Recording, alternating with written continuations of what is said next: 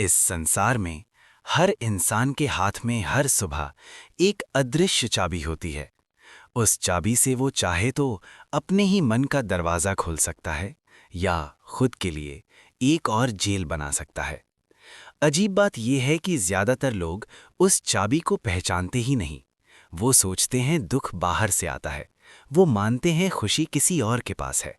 लेकिन लाओ त्सु कहते हैं, जीवन वैसा नहीं होता जैसा घटता है, जीवन वैसा होता है जैसा तुम उसे स्वीकार करते हो। और ओशो हंसते हुए कहते हैं, तुम्हारी शिकायतें तुम्हारा धर्म है और तुम्हारा धन्यवाद तुम्हारी मुक्ति।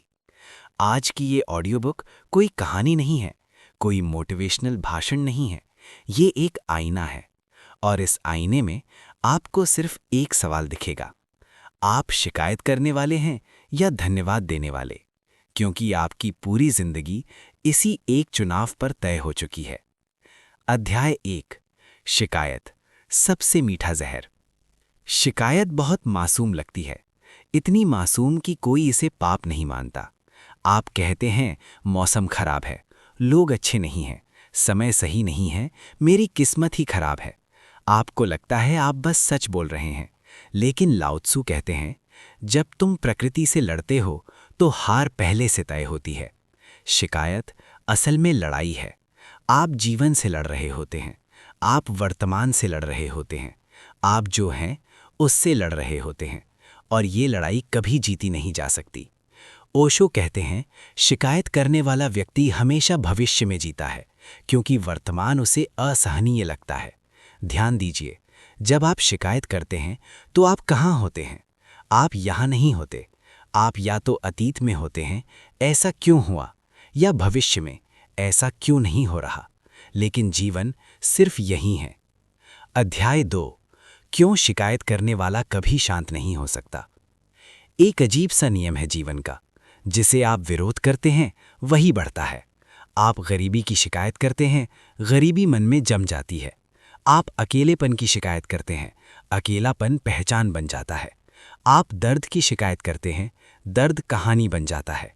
लाओ त्सु कहते हैं, जो विरोध करता है वही उलझता है, जो स्वीकार करता है वही बहता है। लेकिन इंसान बहना नहीं चाहता, वो कंट्रोल चाहता है। वो तय करना चाहता है कि जीवन कैसे चले, और जब जीवन उसकी स्क्रिप्ट नहीं मानता तो वो शिकायत करता है। ओशो कहते हैं, शिकायत ईगो की भाषा है, धन्यवाद आत्मा की। याद रखिए, ईगो हमेशा कहेगा मुझे और मिलना चाहिए था। आत्मा कहेगी जो मिला वही पर्याप्त है। अध्याय 3, धन्यवाद, सबसे शांत क्रांति। धन्यवाद कोई शब्द नहीं है, ये कोई फॉर्मल कर्टेसी नहीं है। धन्यवाद एक स्थिति है। जब आप कहते हैं जो है ठीक है, तब कुछ अद्भुत घटता है। आप लड़ना बंद कर देते हैं, आप भागना बंद कर देते हैं, आप ठीक इसी पल में उतर आते हैं। लाओ त्सु कहते हैं, जो संतुष्ट है वही सबसे अमीर है। और ओशो हंसते हुए कहते हैं, तुम्हारी शिकायतें तुम्हारा धर्म है और तुम्हारा धन्यवाद तुम्हारी मुक्ति। धन्यवाद देने वाला व्यक्ति जीवन को बदलने की कोशिश नहीं करता, वो खुद को जीवन के साथ सुर में ले आता है। अध्याय 4, एक छोटा सा प्रयोग, सुनते हुए कीजिए। आज नहीं, कल नहीं, अभी। अपने जीवन की किसी एक चीज को चुनिए जिसकी आप सबसे ज्यादा शिकायत करते हैं, और मन ही मन कहिए, ठीक है, अगर यही है तो यही सही। बस इतना। कोई सकारात्मक अफर्मेशन नहीं, कोई झूठी उम्मीद नहीं, बस स्वीकृति। आप देखेंगे कुछ ढीला पड़ेगा, कुछ नर्म होगा। यहीं से धन्यवाद का बीज पड़ता है। शिकायत सिर्फ आदत नहीं है, ये एक नशा है। पहली बार जब आप शिकायत करते हैं तो मन को एक अजीब सा सुकून मिलता है। क्यों? क्योंकि उस पल आप खुद को निर्दोष साबित कर देते हैं। गलती आपकी नहीं, हालात की है, लोगों की है, समय की है, ईश्वर की है। ओशो कहते हैं, शिकायत करने वाला व्यक्ति अपनी जिम्मेदारी से भागने का तरीका ढूंढ लेता है। शिकायत आपको कुछ देर के लिए हल्का महसूस कराती है, लेकिन जैसे हर नशा अगली बार ज्यादा मात्रा मांगता है, वैसे ही शिकायत भी। कल आप एक बात की शिकायत करते थे, आज 10 बातों की। कल आप लोगों से करते थे, आज अपने मन में ही करते रहते हैं। धीरे धीरे आप बिना शिकायत के सोच ही नहीं पाते। लाओ त्सु कहते हैं, जो सरल था उसे जटिल मत बनाओ, लेकिन शिकायत हर चीज को जटिल बना देती है। अध्याय 6। समाज हमें शिकायत करना कैसे सिखाता है। किसी बच्चे को देखिए, छोटा बच्चा जब गिरता है तो पहले देखता है माँ का चेहरा। अगर माँ डर जाती है तो बच्चा रोने लगता है। अगर माँ मुस्कुरा दे तो बच्चा उठकर फिर खेलने लगता है। यानी दुख सीखा जाता है। शिकायत भी। स्कूल में जो रोता है उसे ध्यान मिलता है। घर में जो दुख दिखाता है उसे सहानुभूति मिलती है। समाज अनजाने में एक संदेश देता है, अगर कुछ चाहिए तो दुखी दिखो। ओशो कहते हैं, समाज दुख को इनाम देता है और आनंद को संदेह की नज़र से देखता है। आप अगर खुश हैं तो लोग पूछते हैं सब ठीक तो है, लेकिन अगर आप शिकायत करें तो सब सिर हिलाते हैं। हाँ, आजकल यही हाल है।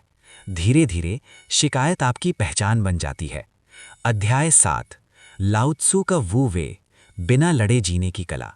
वू वे का मतलब होता है बिना जोर लगाए जीना। ये आलस्य नहीं है, ये पलायन नहीं है, ये समझ है। लाओ त्सु कहते हैं, नदी पहाड़ से नहीं लड़ती, वो उसे चुपचाप पार कर लेती है। जब आप शिकायत करते हैं, आप पहाड़ से लड़ रहे होते हैं। जब आप धन्यवाद में उतरते हैं, आप नदी बन जाते हैं। वू वे कहता है, जो हो रहा है उसे पहले होने दो, फिर देखो तुम्हारी ऊर्जा कहाँ बहना चाहती है। ओशो कहते हैं, जो प्रवाह में है वो कभी पीड़ित नहीं होता। पीड़ित वही होता है जो सोचता है, मेरे साथ ऐसा क्यों। प्रवाह में रहने वाला कहता है, अच्छा अब आगे क्या। अध्याय 8। धन्यवाद का मतलब गुलामी नहीं है। ये बहुत बड़ा भ्रम है। लोग सोचते हैं, अगर धन्यवाद दिया तो सब सहना पड़ेगा। गलत। धन्यवाद कमजोरी नहीं है, ये स्पष्टता है। जब आप धन्यवाद में होते हैं, आप साफ देख पाते हैं क्या बदलना है और क्या स्वीकार करना है। लाओ त्सु कहते हैं, जो जानता है कि कब रुकना है वही सुरक्षित रहता है। शिकायत में आप अंधे होते हैं, धन्यवाद में आप जागे हुए होते हैं। ओशो कहते हैं, धन्यवाद तुम्हें गुलाम नहीं बनाता, वो तुम्हें स्वतंत्र बनाता है, क्योंकि अब आप जीवन से लड़ नहीं रहे, आप जीवन को देख रहे हैं। अध्याय 9। दुख इसलिए बना रहता है, एक गहरी सच्चाई है। दुख इसलिए नहीं रहता कि कुछ गलत हुआ, दुख इसलिए रहता है क्योंकि आप उसे जाने नहीं देते। आप उसे कहानी बना लेते हैं। मेरे साथ ऐसा हुआ, मेरे साथ हमेशा ऐसा ही होता है, मेरी जिंदगी ऐसी ही है। लाओ त्सु कहते हैं, जो अतीत को पकड़े रहता है वो वर्तमान से वंचित रह जाता है। शिकायत अतीत को जिंदा रखने का तरीका है, धन्यवाद वर्तमान में लौटने का। अध्याय 10। एक गहरा प्रश्न। रुकिए, ईमानदारी से खुद से पूछिए, अगर आज आपकी सारी समस्याएं खत्म हो जाएं, तो क्या आप शिकायत करना छोड़ देंगे या फिर आप कुछ और ढूंढ लेंगे? अगर उत्तर दूसरा है तो समस्या बाहर नहीं है। अध्याय 11। ईगो, शिकायत की असली जड़। ईगो को अक्सर गलत समझा जाता है। लोग सोचते हैं ईगो मतलब घमंड। नहीं, ईगो मतलब मैं अलग हूं। जब तक मैं अलग है तब तक तुलना होगी, और जहां तुलना है वहां शिकायत अनिवार्य है। किसी के पास ज्यादा है तो शिकायत, किसी के पास कम है तो शिकायत, कोई आगे है तो शिकायत, कोई पीछे है तो शिकायत। ओशो कहते हैं, ईगो एक भूखा भूत है जो कभी तृप्त नहीं होता। ईगो हमेशा कहेगा, मुझे और मिलना चाहिए था। आत्मा कहेगी, जो मिला वही पर्याप्त है। अध्याय 12। अवेयरनेस, शिकायत का अंत। अवेयरनेस का मतलब है देख पाना, बिना प्रतिक्रिया दिए। जब आप शिकायत कर रहे होते हैं तब आप सो रहे होते हैं। अवेयरनेस में आप जागे हुए होते हैं। ओशो कहते हैं, देखना ही उपचार है। जब आप अपने मन को शिकायत करते हुए देख लेते हैं, उसी पल शिकायत कमजोर पड़ जाती है, क्योंकि अब आप शिकायत नहीं हैं, आप साक्षी हैं। लाओ त्सु कहते हैं, जो जानता है वो बोलता नहीं, जो बोलता है वो जानता नहीं। शिकायत बहुत बोलती है, धन्यवाद शांत होता है। अध्याय 13। क्यों कुछ लोग सब कुछ पाकर भी दुखी है। आपने देखा होगा, कुछ लोग धन, स्वास्थ्य, रिश्ते सब कुछ रखते हैं, फिर भी शिकायतों से भरे होते हैं। क्यों? क्योंकि समस्या कमी की नहीं है, समस्या दृष्टि की है। ओशो कहते हैं, दुख वस्तुओं से नहीं आता, दुख अपेक्षाओं से आता है। अपेक्षा पूरी हुई तो थोड़ी देर खुशी, पूरी नहीं हुई तो शिकायत। लाओ त्सु कहते हैं, जो पर्याप्त जानता है वही धनी है, लेकिन ईगो कभी पर्याप्त नहीं जानता। अध्याय 14, विटनेसिंग, ओशो का सबसे बड़ा रहस्य। विटनेसिंग का मतलब है अपने मन को एक फिल्म की तरह देखना। शिकायत उठी, देख लिया। क्रोध आया, देख लिया। दुख आया, देख लिया। कोई सुधार नहीं, कोई विरोध नहीं। ओशो कहते हैं, जिस दिन तुम अपने मन से अलग हो गए, उसी दिन तुम मुक्त हो गए। शिकायत तभी ताकतवर होती है जब आप उससे पहचान बना लेते हैं। मैं दुखी हूं, मैं पीड़ित हूं।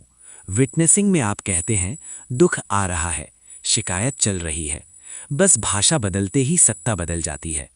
अध्याय 15, लाओ त्सु और मौन की सबसे ऊंची कला। लाओ त्सु मौन को सबसे ऊंचा ज्ञान मानते थे। क्यों? क्योंकि मौन में शिकायत जिंदा नहीं रह सकती। शिकायत को शब्द चाहिए, कहानी चाहिए,